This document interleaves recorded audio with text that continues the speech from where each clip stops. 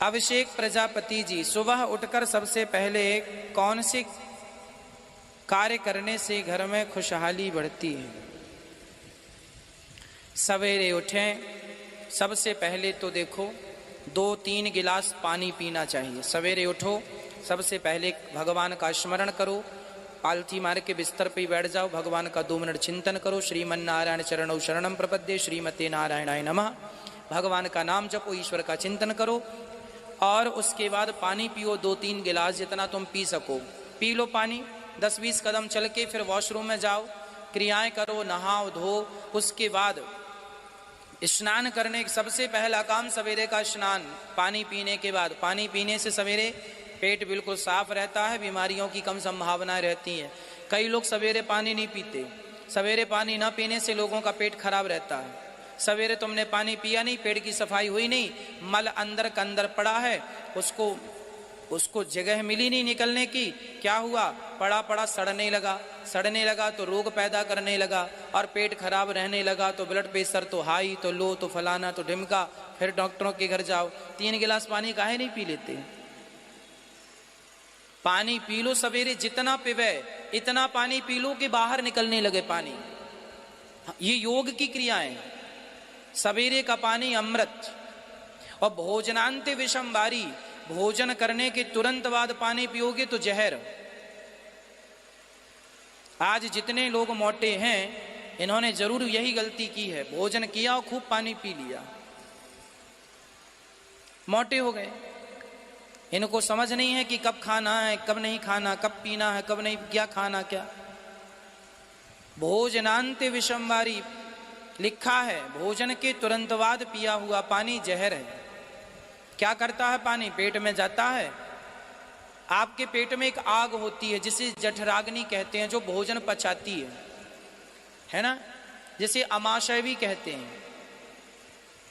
तो आपके शरीर में जो अग्नि होती है, जठर जिसे कहते हैं, जब आप खाते हैं ना तो वह पचाने लगती है, सारा पचाने शुरू कर देती है, गर्म हो जाती है आग। और आपने उसी समय पानी पी लिया तो आग बुझ गई। और जब आग बुझी तो पहले उसने पानी को पचाया जो तुमने पी लिया। अब जब तक पानी को पचाया तब तक भोजन सड़ने लगा।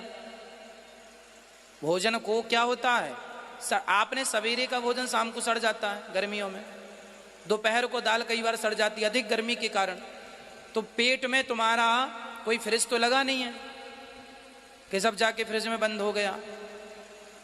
सड़ने लगता है और जब सड़ता है तो फिर वह बीमारियां पैदा करता है। हजारों बीमारियां केवल इस गलती से होती हैं लोगों को।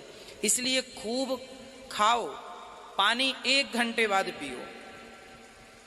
भोजन के तुरंत बाद आप क्या पी सकते हैं? छाछ। सबसे उत्तम छाछ। भोजन करो और छाछ पी लो। तो छाछ कैसी है? जैसे आग में घी डालने से आग बुझती नहीं है, आग और भड़कती है। पानी डालने से आग बुझती है पर घी डालने से नहीं बुझती। उसी प्रकार जो हमारी जठराग्नि है, उसे जब छाछ मिलती है ना तो वह और प्रज्वलित होकर जल्दी भोजन पचा देती है। वह आपके लिए सबसे उपयुक्त है। सबको दोपहर में भोजन के बाद 12 महीने का नियम बनाना चाहिए। भोजन करो और छाछ पियो। छाछ में हल्की सी हल्दी डाल लो, जीरे का छौंक लगा लो, हल्की सी वो हींग का छौंका लगा लो, तासीर उसकी बदल जाएगी। कई लोग कहते हैं छाछ पीने से सर्दी हो जाएगी। हल्का सा छाछ को गुनगुना कर लो, कढ़ाई में सब मसाले डाल दो, मसाले हींग, हल्का सा 1 रत्ती 1 चम्मच से भी आधा सरसों का तेल, उसमें राई डाल के, हींग डाल के, हल्की सी हल्दी डाल के और छाछ डाल देने से क्या होता है, वो रायता बन गया है ना। हल्का सा गुनगुना कर देने से उसकी तासीर बदल गई, फिर वह आपको अमृत का काम करेगा। खाली छाछ पी लोगे तो सर्दी हो जाएगी, पर हल्का सा जीरा डालने से, जीरा और हींग डालने से उसकी तासीर बदल जाती है। तो हींग का छौंका करके ही वो लेना चाहिए। ये सब 2-2 मिनट के सब्जेक्ट हैं, यदि आप ध्यान रखें करें तो कर लेना चाहिए। लोग बड़े आलसी हैं, फ्रिज खाने के बाद कुल्फी खा लेते हैं। अब सोचो सारे मूसर यहीं पाए जाते हैं। अब भोजन करने के बाद भाई आइसक्रीम कौन खाता, पर भारत में खाई जाती है, क्योंकि यहां बेअक्कल लोग हैं, समझ तो है नहीं क्या खाना है क्या नहीं खाना। सवा सत्यानाश, ये आदमी अपनी 50 साल में ये निपट जाएगा, 60 साल के अंदर बुढ़ा हो जाएगा, हाथ पांव घुटनों में दर्द हो जाएगा, मर जाएगा, रोएगा, डॉक्टरों के पास इलाज कर दो, कोई इलाज भी नहीं है फिर इन चीजों का। खड़े होके लोग पानी पीते हैं, खड़े आए खड़े गट गट गट गट गट पानी खड़े। अरे भाई बेसमझ आदमी, बैठ जाओ, खड़े होके पानी पियोगे। जीवन में कभी घुटनों का इलाज कोई डॉक्टर नहीं कर सकता। खड़े होके पानी पीने से घुटनों का दर्द बढ़ता है, घुटनों की ये जो कटोरियां हैं सब नष्ट हो जाती हैं। खड़े होके पानी पीना नुकसान, हाँ खड़े होके दूध पीना चाहिए। पानी हमेशा बच्चों को सिखाओ, आप भी सीखो, पानी हमेशा बैठ के पिए, दूध हमेशा खड़े होके पिए। लोग समझते नहीं, वो लगता उनको लगता हम ही होशियार हैं। क्या पढ़ना वेद पुराण, क्या पढ़ना शास्त्र, किसकी मानता है कौन।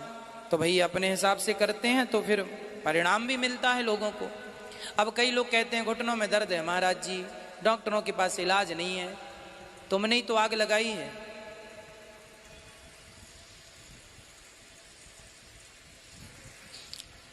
पहले सवेरे उठो, सबसे पहले पानी पियो, उसके बाद क्रियाओं से निवृत्त होकर पहले लोटा भर जल लेके पहला सूर्य नमस्कार, सूर्याय नमः, आदित्याय नमः, भौमाय नमः, खगाय नमः, मित्राय नमः, भास्कराय नमः, सूर्य नमस्कार पहला, सूर्य जल। उसके बाद आपके घर में मंदिर है, ठाकुर जी हैं, पूजा करो, चरणामृत लो, है ना। इसके बाद पूजा पाठ के बाद फिर आपके आगामी काम जो भी प्रोग्राम है वो करो। माँ बाप को, बड़े बुजुर्गों को सवेरे उठ के प्रणाम करो, गौ माता है तो गौ माता का दर्शन करो, इन सब का दर्शन करना चाहिए।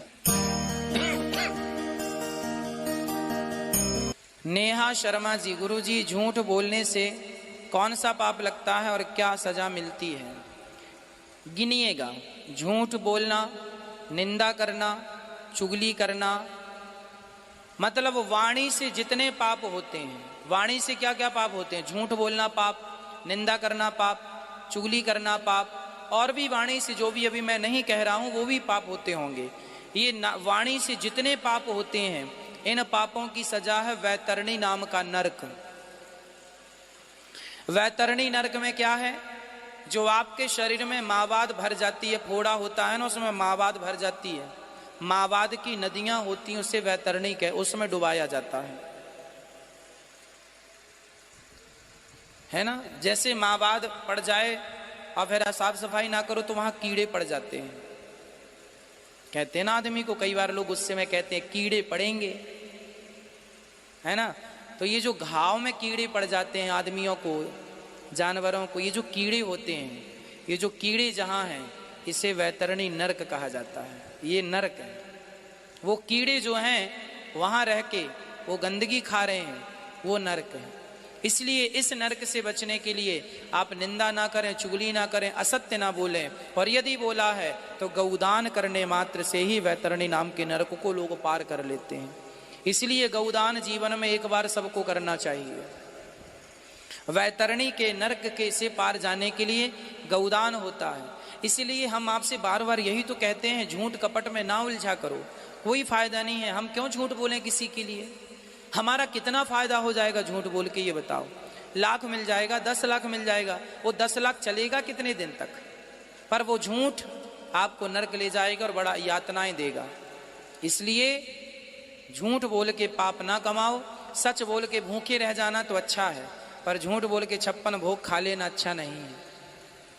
इसलिए सच की खेती करो, सच के राह पर चलो। पड़ोसी, आज की ही कथा में हमने समझाया कि पड़ोसी पड़ोसन के चक्कर में ना पड़ो, वो क्या कह रहे हैं, क्या कर रहे हैं, हमें क्या करना, हम क्यों किसी की बुराई करें।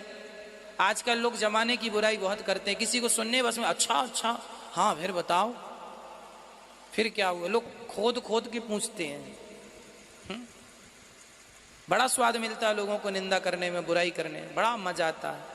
ये नहीं जानते कि इसकी सजा मिलेगी ना, नानी याद आएगी।